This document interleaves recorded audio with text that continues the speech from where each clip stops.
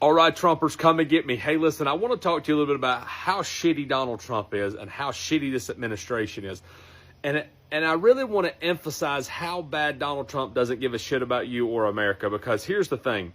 Donald Trump's kids don't even want to have nothing to do with him. Donald Trump's kids ain't up on stage with him anymore. If you go back and watch some of the clips in 2016, 2017, 2018, you'll see Donald Trump's kids up there on stage with him all the time. Ivanka don't want to have nothing to do with him. Hell, she even went against her dad in a deposition. The only reason Donald Trump went after the president was to keep him out of prison, to keep his kids out of prison for their indictment that's getting ready to come down, for all the fraudulent stuff their business has done. Donald Trump used you guys to get into the presidency. That's all he did. He lied to you. And it's so sad every time I see these big trucks and these big MAGA bitches walking around here with their trucks and their stickers and their flags. And I'm like, you're so incompetent that you got played by this man. Like, how can you even say that you're a smart human when you got played like a fiddle by him? He convinced you by lying to you that he was going to make this America great again. Tell me how America is great again when food is up, housing up, rent's up, mortgages up. The vehicles, the average cost of a vehicle is $50,000 now, just came out. So tell me how America is great and how America is thriving. Tell me and explain to me on that. You can't. You can't. It's not a good America right now. There's nothing great about this place right now. This place is so fucking expensive to live that people making minimum wage are struggling. And then he wants to cut the programs out that those people use to help try to get ahead because they're not making any damn money. And you think you did something by voting for him. What a bunch of fools. Well, well, well. It looks like Taco Tits von Schützen Pants, the orange criminal buffoon, has chickened out once again. Have you heard in recent days that Donald Trump was going to be sending Tomahawk missiles to Ukraine so that Ukraine can use them against Russia? And there's been so much talk in the press about, Donald Trump is changing his mind now, and he is taking a hard stance against Vladimir Putin, and this really signals a big shift in Donald Trump's approach, and maybe his pursuit of the Nobel Peace Prize is causing him to rethink the way he's approaching the Russia-Ukraine war, and he's going to be tough on Putin going forward. I can't believe that anybody actually believed that, which is why I haven't covered it here, because it was, what part of Donald Trump is Vladimir Putin's bitch do people not understand? Do people think that people don't understand the nature of the relationship between Trump and Putin? Now, I don't know the specifics of that relationship, but there clearly is a master and subservient puppet relationship between the two of them, and Donald Trump is clearly Putin's puppet. All right, that is obvious. Remember when Trump had that phony Alaskan summit in order to distract from the Epstein situation, and he hastily put together this summit, and it was going to be a big step towards resolving the Ukraine-Russia war? What happened? Trump and his people went into a meeting with Putin, and they came out, and these staffers were reported to be ashen-faced, like the blood had left their... They were all pale coming out of that meeting with looks of astonishment and shock, and they were deeply upset, written all over their faces. And people wonder, what happened in that meeting? I'll tell you what happened in that meeting. Again, I don't know specifically, but Putin told Trump very clearly, reminded him what the nature of the relationship is. He probably said something along the lines of, Mr. Trump, who do you think you are? You do not summon me to summit. I come because I want to come to send you message. Do not think you tell me what to do. Remember, I have pee-pee tape. And I have tape of your wife, Melania, and you, and Midget. Remember? Do not tell me what to do. And your buddy Epstein? This Sunday's question is, how long will the Trump Republican regime last? And here are some variables to consider before you answer. So first off, Trump is old and in terrible health, and he has no succession plan. So how long can he live might be the better question. And will his regime fall once he's gone? A second variable is how long do dictators usually last? And we can look at the historical patterns of dictatorship to answer that. So the average dictator lasts about 13 years, but there is a huge variation. Personality dictators, such as Trump, opposed to military dictatorships, tend to survive longer. Dictatorships that maintain a democratic facade, like holding elections and maintaining a legislature, even though the elections are predetermined, average about 14 years. But if the regime faces restraints, which is still occurring in the US, such as some court rulings going against the regime and some opposition in the populace, in these situations, dictators tend to last only about 5 years. Historically, many dictators fall when they're incapacitated or when they die, which may be just a few years in the case of Trump. And of course, there are the outliers, dictatorships that have lasted for more than 40 years, and dictators such as Hussein al-Zaim in Zaire in 1949, who lasted about 137 days, Pedro Carmona in Venezuela in 2002, who lasted less than a day, and perhaps the world record, Pedro Lascurain in Mexico in 1913, who lasted 45 minutes. A third variable to consider is economic performance, the promise that you might not have freedom, but you have stability. When the economy grows, people are willing to trade liberty for order. But when it crashes, that loyalty disappears overnight. And history supports this. Regimes fall not when people get angry, but when people get hungry. And Trump has crushed the American economy in just a few months, and as food prices and prices on everything continue to spiral upward, and unemployment continues to increase in America, this may make the Trump Republican regime quite short-lived. So what do you think? How long will Trump and the Republicans be able to control America?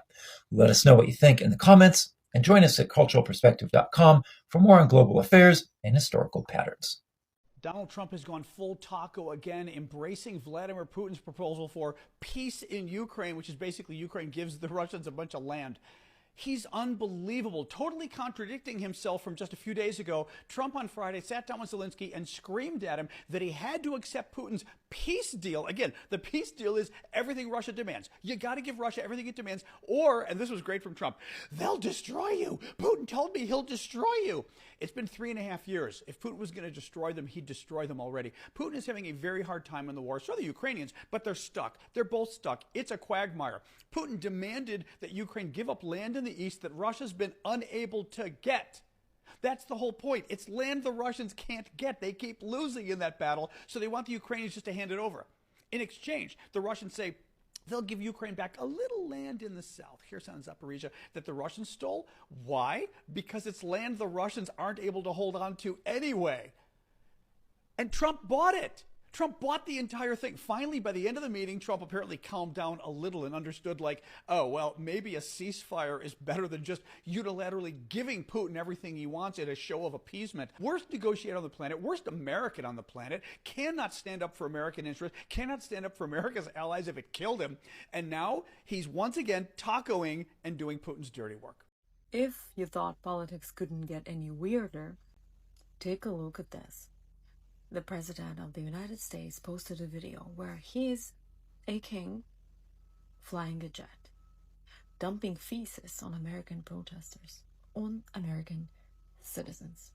This isn't satire for satire's sake. It's symbolic violence. King Trump mocking you while declaring your dissent, let's say, meaningless. The protests, millions of Americans at No Kings rallies. The video designed to humiliate, dominate, degrade. And the medium, AI generated, rapid fire, spreading like wildfire. When a leader depicts himself as monarch, when he's not one, right? And when he uses imagery of manure dumping on his own citizens, what message are you being sent? That obedience is enforced? That dissent gets squashed? That you're the target? Or that you yourself are feces? We have to ask, is this just a stunt? Or is this a warning? Or if you're reading this, you have to decide, do you stand silent? Or do you stand aware? So tell me what you think.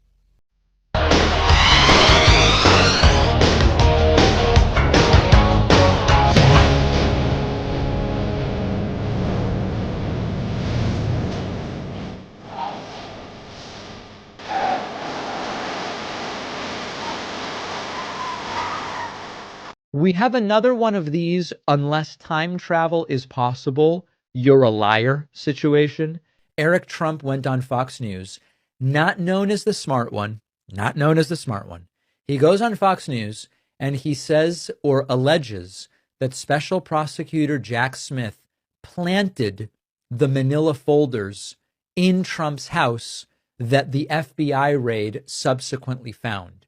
There's a little problem with that hypothesis, and I'll explain it to you in a moment. Different than when they raided Mar-a-Lago. I talk a lot about that in the book because I was the guy that got the call from our teams. Obviously, I run the Trump organization.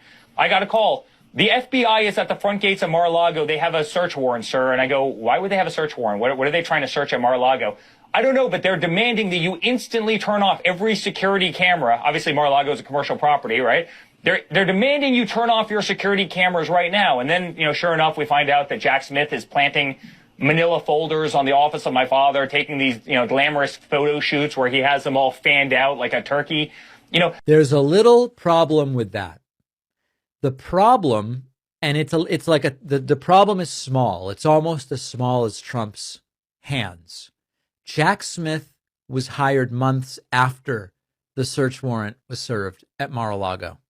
Eric Trump goes, oh, we figured out Jack Smith planted the evidence they had against my dad. The only problem is the search warrant at Mar-a-Lago was in August of 2022. The manila folders were found in August of 2022. And Jack Smith was not appointed special prosecutor until November. It was 3.5 months later. So either Eric is lying, or he's confused again, or he has knowledge of a time travel device with which Jack Smith, I guess, was teleporting back to 3 months before he even got the job to plant folders at Mar-a-Lago. Every time that these guys open their mouths, they remind us they don't even have the basic timelines of events straight in their heads. They don't even know the sequence of their own scandals. They mash together buzzwords: raid, witch hunt, Jack Smith, deep state, manila folders. And they hope that their audience will go, yep, conspiracy. And sadly, a lot of their audience does go for that. President Trump over the weekend posted an AI-generated video of him getting in a Navy jet and dropping presumably tons of sewage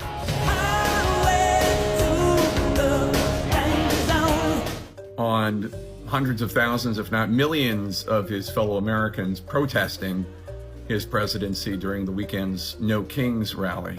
I always find it curious when politicians, especially presidential candidates or presidents, seem to express disdain for millions of their fellow Americans.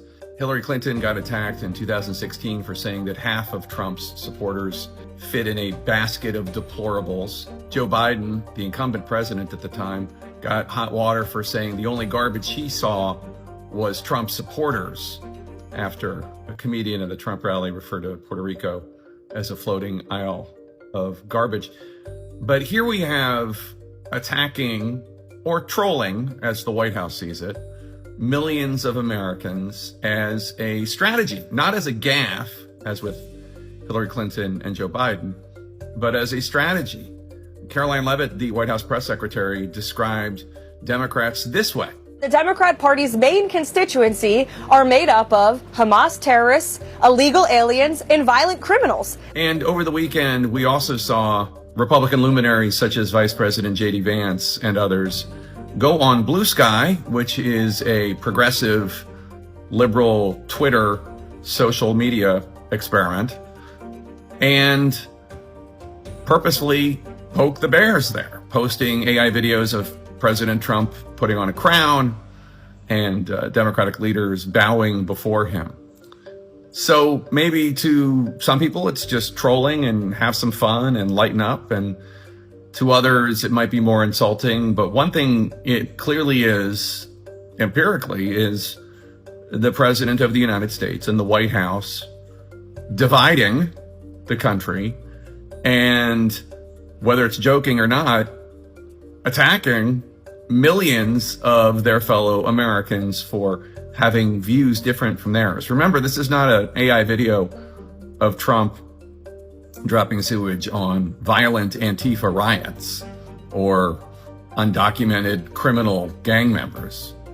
It's dropping sewage on people peacefully exercising the right of protest and assembly. So Trump just said he's sending the National Guard to San Francisco, claiming the Insurrection Act gives him unquestioned power. And let's pause right there, because that phrase, unquestioned power, that's exactly what the founders tried to prevent, didn't they? Also, I'm in my home attire because it's Sunday. The Insurrection Act was written in 1807. It's meant for moments of rebellion or total breakdown of law and order, not when a president doesn't like how a city is run. But Trump's he's framing it like he can deploy troops anywhere, anytime, for whatever reason he solemnly decides. And that's dangerous, because if he can call San Francisco an insurrection, what's next? Portland, Chicago, any city that votes blue. Remember, state governments are supposed to control their own National Guard. If Trump overrides that without any real cause, he's not protecting the country. He's testing how far executive power can go before anyone stops him. Authoritarians don't start with tanks. They start with normalization. Just the guard, just one city, just for safety. And by the time people realize what's happening, the streets are quiet, but not because they're at peace. It's because people are too afraid to speak up. So, don't get numb to this. Don't scroll past. Don't ignore it thinking, oh, it's just politics. This is how democracy erodes. One security measure at a time. Because when someone says their power is unquestioned, that's exactly when we need to start asking questions. That's our cue, okay? Can we please just remove this fascist regime from power and go back to the way things were? Oh, honey, the America you knew from 2024 and earlier, it's gone. Funeral was months ago. What do you mean? If authoritarianism is successfully stopped, there are generally 4 main possible outcomes that have happened in history. And going back to how things were ain't one of them. I'm scared to ask. What's the 4? The most common? A pseudo-democracy. What's that? It'll look like democracy on the surface, but the authoritarian structures that were expanded under the previous regime attempt are kept largely intact, where the elites maintain control, and you get a heightened surveillance state with worsened imbalances of injustice and corruption, and even wider class divisions. So like, I don't know, maybe like Putin's Russia? It's probably the closest example. The one hope is that with unified, long-term, coordinated civic engagement, as in better coordinated than we have now, pseudo-democracies can be pushed into democratic recovery, where conditions improve to better than pre-authoritarian times. But we don't have that level of coordinated, unified opposition now? Coordinated? Unified? Organized? Not even close. So what's second most likely? Another authoritarian faction seizes power, likely those who are billionaire-backed or a billionaire themselves. It can also be a military leader who steps into the power vacuum to restore order. Give me an example. Well, first it's important to understand that this often happens with a brief, weak democratic reform period. So, in 1918 Germany, the imperial monarchy fell, replaced by the Weimar Republic, which governed until 1933.